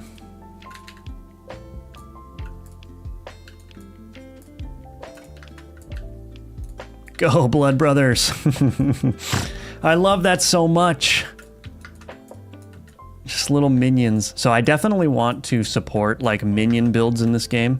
So if you want to just have a lot of your damage coming from little minion followers, I want to do health-based builds. So like you play with the amount of health that you have in order to increase or decrease your damage or whatever. I want to do a gold-based build so you can, you know, have build based on how much gold you have or how much gold you don't have. Stamina-based build. And of course, all the various status-based build, right? So if you have fire status, then, you know, have a bunch of passives to support, you know, doing fire damage, all that good stuff. Let's do Be the Fuse, yeah. There is a shop, so maybe I'll just take the 10 gold and see what the shop has if these are not any good. Yeah, let's take the 10 gold, which I might have to... There's a scaling problem that I need to address because as more enemies spawn and the waves get longer, more and more gold drops, but the reward you get at this table stays at 10 gold always, and the shop prices don't scale either. So I think I'm going to have to figure out what a good balance is of like what your reward should be compared to like what wave you're on and all that good stuff. The other thing is that if I want to do a gold-based build, I need to have, the gold sink needs to scale as well, because if you start collecting hundreds of gold as the game goes on, but, you know, your passive is based on, oh, if you have 50 or more gold, it just becomes, yeah, I don't know. There's a lot of balancing to do, I think, but I don't want to radically change too much before the demo, because it feels all right now. There's still some minor tweaks I want to make, but I don't want to change it too radically for the demo.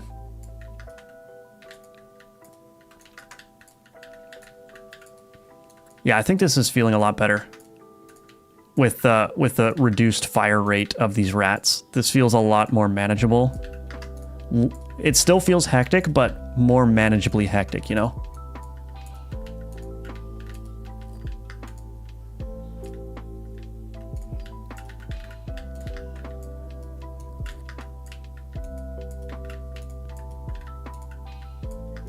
Go get him.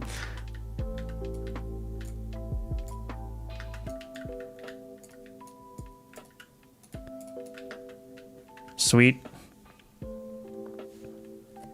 No events this time. Should I take the increased health or the zap?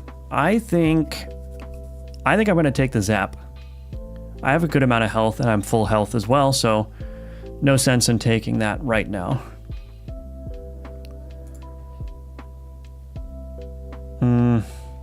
I'll just take the gold. Never know when you're going to get another shop.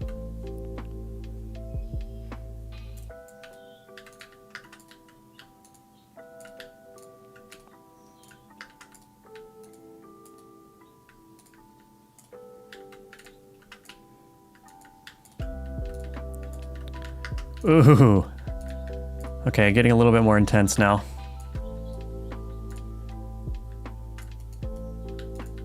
Oh, there's an elite spider. Oh, he's dead. I think I need to play with the balancing of the weapons as well. Like, I mean, maybe not. I think I just have a bunch of affixes that make this gun really powerful, so. I do want to up the boss's health, though. I might do that after this wave, because I think that change will be picked up.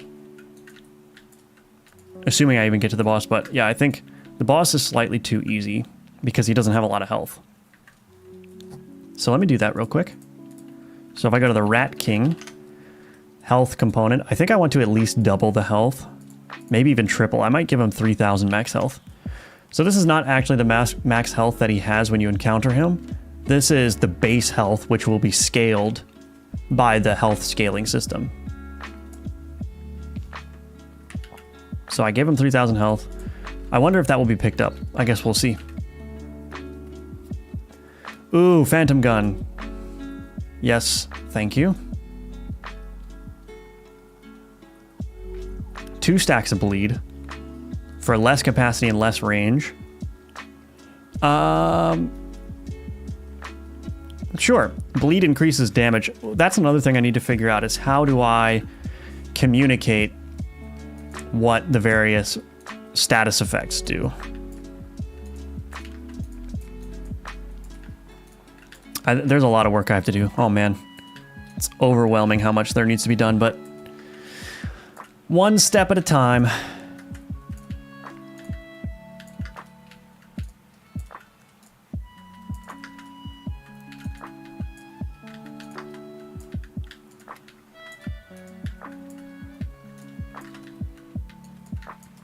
Yeah, I'm having a lot better of a time with this now that I've made it just slightly easier from the perspective of the rats here.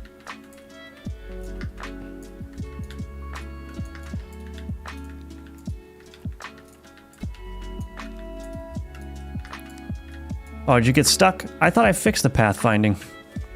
I'll have to fix that, I guess. I have not encountered the health, the new health thing that we made. Let's see. I'm gonna take the movement speed. I think that's a good idea. Almost to the boss, wave 7. You can have a glossary of status effects maybe in the pause menu. Something like that, yeah, or showing it like on this screen here, this player stats screen. Just kind of like, oh, here's all the statuses that you have across your guns and here's what each one does. Something of that nature. It's a tough problem. I'm not dealing with a whole lot of screen real estate here, and so that's complicating things quite a bit. I'm gonna scramble my left gun because it's not very impressive at the moment.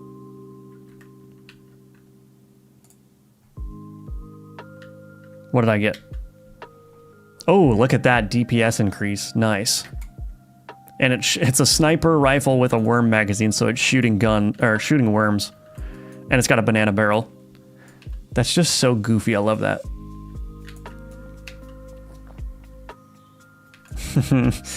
All right. Come on, let's go. Step by step, indeed. Step-by-step process. Is there meta progression in this game? Not yet, but that is going to be something that will be in the game before it releases officially. It's not going to be in place for the demo, unfortunately. But there will be a meta progression system, and there also will be multiple playable characters. So the kind of things that you'd expect from a typical roguelike in this genre. There'll be multiple playable characters, multiple permanent progression items, all that good stuff. I have to figure out, I think what the permanent progression is going to be is it's mostly going to be just unlocking more content. So when you start the game fresh, there will be a limited set of content that you can experience during a run in terms of like, what are the passives you can encounter? What are the weapons you can encounter? What are the encounters you can encounter? And then like, as you complete achievements, more and more and more stuff gets added to the game to keep it fresh. Halls of Torment is a game that I've been playing a little bit recently that does this really well. So everything's achievement based, not everything, but a lot of the things you can experience in the game are achievement based. So it'll be like deal 1.5 million damage with this skill, and then you'll unlock a new upgrade for that skill that you can encounter in the game. You know, the classes are unlocked incrementally based on your achievements, right? But then you also have the meta progression system, which you dump gold into, which increases your base stats. I have to say I'm not a huge fan of that kind of progression where you're just increasing your stats in a permanent way. There may be some of that in this game, but I much prefer just like the meta progression actually changing the game in some way, changing the gameplay and whatnot. But I guess it's all about what makes the game maximally engaging, right? Could also be have their fire rate be inverse to show to how many on screen. So one on screen will shoot faster. Oh yeah, I could do that, yeah. I wonder if it's free or you have to pay to publish your Steam. You do have to pay a $100 fee to list your game on Steam, but if you sell more than $100 of copies, you get that money back. Meaning that I think, or maybe it's $1,000. There's some condition where Steam will refund the $100 fee that you paid, but you do, even if you just want to list a demo or a free game, I believe you still have to pay that $100. Yeah, I think it will, Alex. I think it will keep the game fresh, but it's something that I have to play with. I think I'm kind of hesitant to start working on the meta progression system until I have a good chunk of content in the game. Because with the content that's here now, I'm not sure if I'm going to be able to accurately judge how engaging or fun the meta progression system is.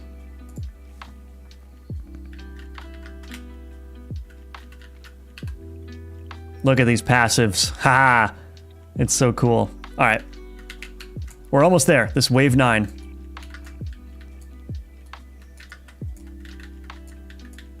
Oof.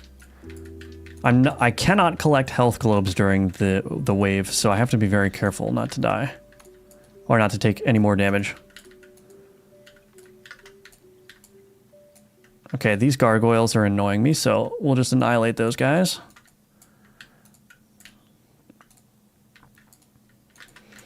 I have to do a little bit of work to reduce the visual clutter as well. I'm going to tone down a lot of these effects so that they're still noticeable, but they're not taking up like huge swaths of screen space. Oop, there's an artifact.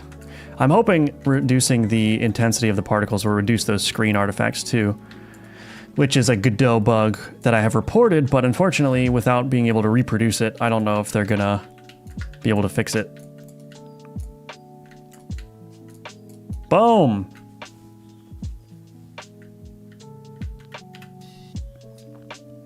All right. Don't I already have all clear? Wait a minute, is that a bug? Oh, I don't have all clear. Interesting. Okay, well, I guess I'll take that.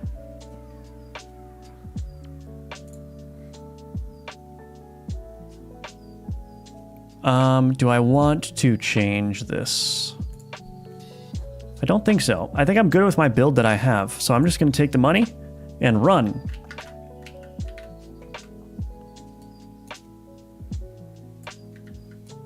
The Rat King. Okay, yeah, I think the health change... Yeah, it definitely took effect, I think. I'm still annihilating him, though, because my build happens to be very strong. Alright, that's the end of the demo. Okay, the game is feeling really good. With just those minor tweaks, I think it's feeling pretty good.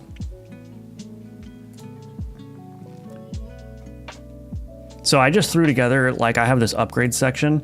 I just threw together this, like, stub screen. This doesn't actually do anything, but I put that in here so that people that are playing the demo will see that, oh, there is, like, an upgrade system planned. It just doesn't, yeah, it doesn't do anything right now. It's literally just a, like a stub screen, a placeholder screen. It's $1,000 to get it back. Okay, yeah, I thought it was something like that. Yeah, okay, that makes sense. It's a nice way of dissuading people from putting a bunch of garbage on the Steam store, which it doesn't solve that problem, but it's better than just being able to list it freely. Okay, slight balance tweaks. We'll go ahead and commit that. Okay, well, that will be it for the stream today. Thank you all for hanging out. It was a productive stream. Got a new encounter done, which was fun, and got some balancing fixed. So, yeah, thank you all for watching. If you are interested in this game, you can wish list it in the description below. That's where you will find the link. And then also you can check out my Udemy course if you're interested in making a game in Godot 4, so you can learn from that course. And then also you can sign up for my newsletter at firebelly.com. If you do that, you will receive an email when the demo is available. So yeah, if you're interested, please check out all those links in the description below. Sorry, Jack. You can watch the VOD though if you are so inclined. But yeah, also you can follow me on Twitter. I always announce when I'm doing a stream from Twitter. So if any of those places you want to follow me, you'll be able to catch the streams. So yeah, thanks again everyone for hanging out and for your feedback. And I will see you in the next one.